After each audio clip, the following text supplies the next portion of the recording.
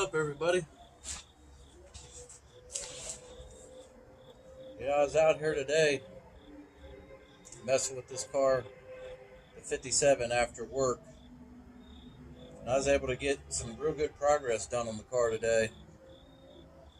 But once I got it all where I wanted it to be and I primed it, the sun surge going down, and I'm sure we've all noticed it.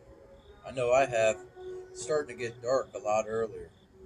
Like say 7:30, sun's pretty much gone. So it made me think about it. How am I going to continue to do videos? Because I work from like 9 to 5 Monday through Friday, and most of the time Saturday too. So that only gives me one day a week to do a video. And you got to hope and pray you got good weather to be able to do it. So I thought I had a brilliant idea. My wife said it was stupid. Maybe it is. What about Don's Hot Rod Garage after dark? Might be the only way for me to drop content. And I love to get on here and talk. So anyways, let me know what you guys think about it. I was able to get a lot done on the car today, and tomorrow's going to be another good day.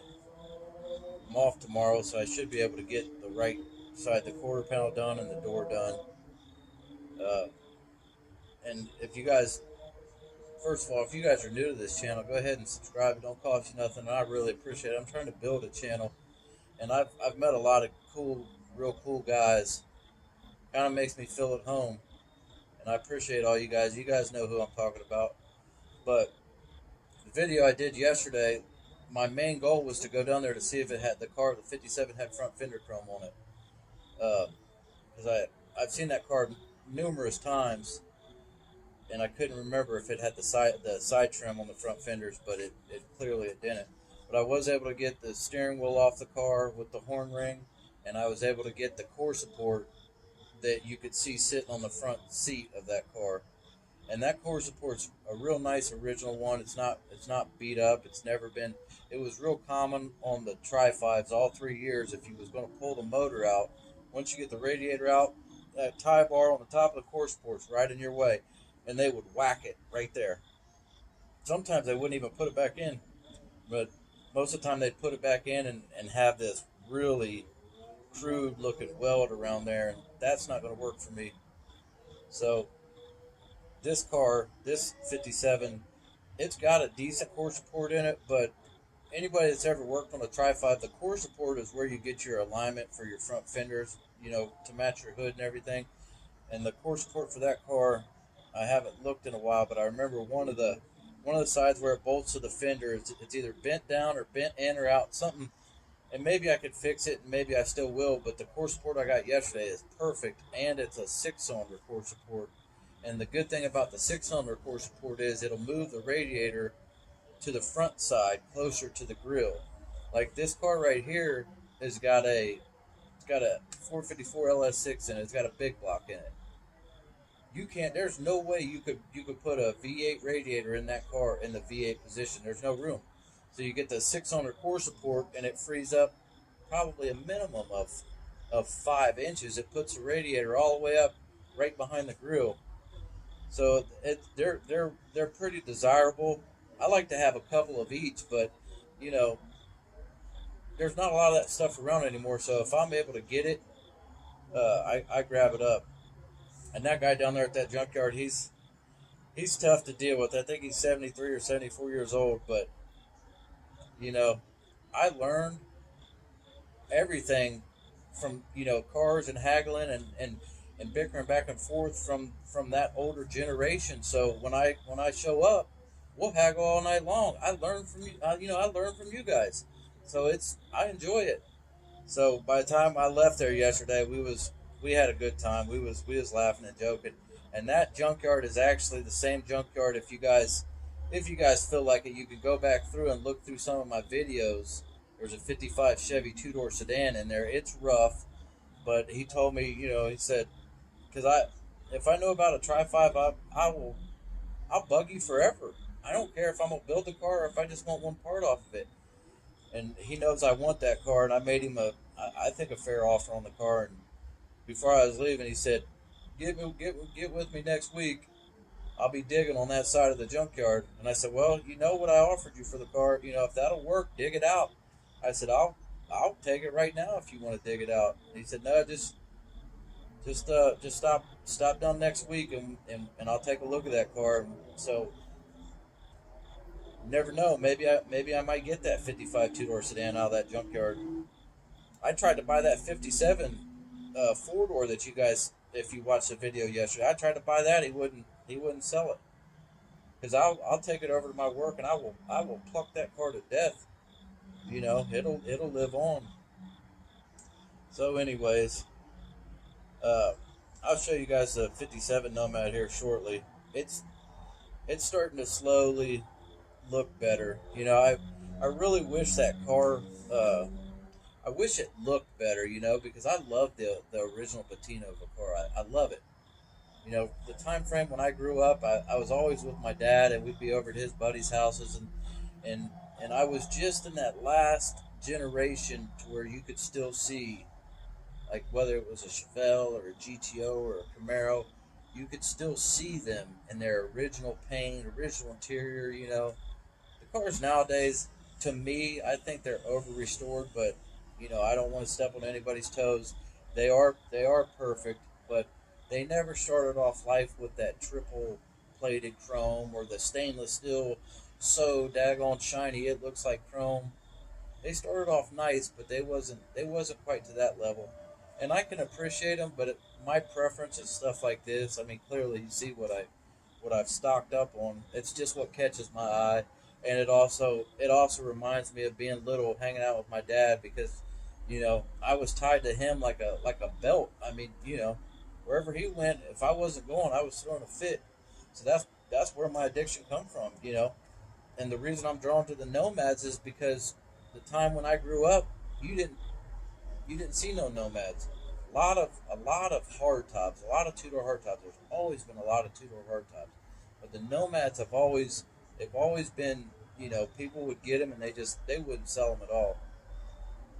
So I finally got old enough where, you know, I got a little bit of money and I do what I can, so I'm in a good position if a nomad turns up, and it probably drives my wife crazy that, you know, because I had a 1970 Chevelle that I had since I was 16. I had it for almost 25 years, and I sold it, and I went and bought this car.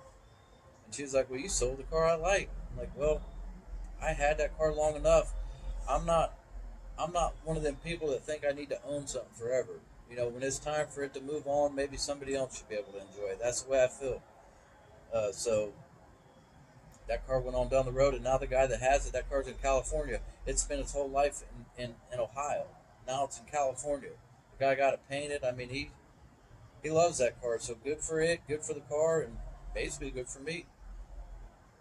So let me show you the '57 Nomad, and then I'll try to pump out another video tomorrow or the next day, weather permitting and time permitting. But I'll show you what I got done on the Nomad, and everybody's got their own opinion on what they want to do with the car when they get it. This is just what I do. You know, I want to sand it down. I want to find the pieces that it doesn't have. I want it to look like a complete project that you could see the potential in. I don't, when I see a car in a million boxes, all I'm thinking is, man, that's all the stuff I got to put back on that car. Because I'm not restoring every single piece of a car. I want it to be complete. I want it to function. I want it to be dependable, and something that looks cool. That's my main goal. I'm just a simple person. So I know a lot of people, they have their own ideas on how they want to sand a car down. Some people sandblast them. Some people uh, acid dip them. They do whatever they want with their car. But my car, I'm strictly DA. That's how my dad did it. That's how I do it. I DA them around the little nooks and crannies. I'll hand sand them. I'll wire brush them. I might blast a little bit if it's super tight, but chances are I'm not going to. I'll figure out a way to get it out of there. So what I do is I start with 40 grit on my DA, and I knock down the heavy stuff, try to get it real close, and then I'll go across it with 80, and I'll keep replacing the pad until that metal is just beautiful original metal. And then before I prime it or anything, I even hand sand it with 180, and then obviously you blow it off, you wipe it off, you prep it, you paint it or prime it. So that's what I do, and that's what I've been doing to this car. So I'll show you what I've done today, and hopefully I'll be able to put a video out tomorrow where the quarter panel's done and the door's done. And then once I get this side done, I'll spin it around because my air compressor's right in the corner of the garage, and it's a lot easier to just bring the air hose out 3 feet instead of 15 feet. So I'll show you this, and then you guys will be on your way.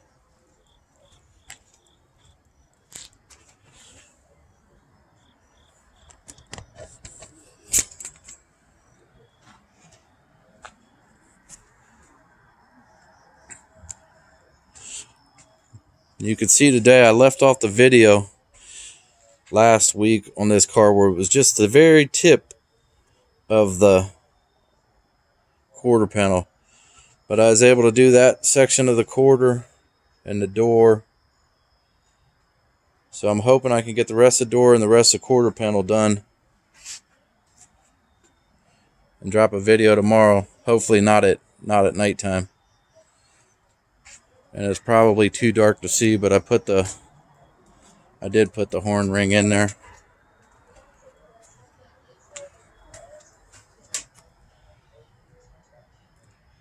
A 57 Chevy's got a pretty cool steering wheel on it. You know, this is the first one I've been around, so, well, since, you know, I was around them when I was young, but, so this is more of a learning experience than anything else. A lot of stuff's different on them. I'm more used to these in the garage. But anyways, guys, just tell me what you think about it, because this, like I said, this may be the only way I can drop a video is drop one at nighttime where I talk to you in the dark, I guess. Come home from lunch. Come home on lunch, drop a video. My brother left this on the seat of my work truck today. Some guy made it for him. That's made out of metal. That's pretty sweet. I gotta find a spot to hang it up. So, let me know what you guys think about it. Don's Hot Rod Garage After Dark. Hell, I might even be out here sanding in the dark. You never know. Because I got to get that car primed up and sealed up before winter sets in. Tell me what you guys think. Like, comment, subscribe. You guys stay safe out there. I'll catch you guys on the next video.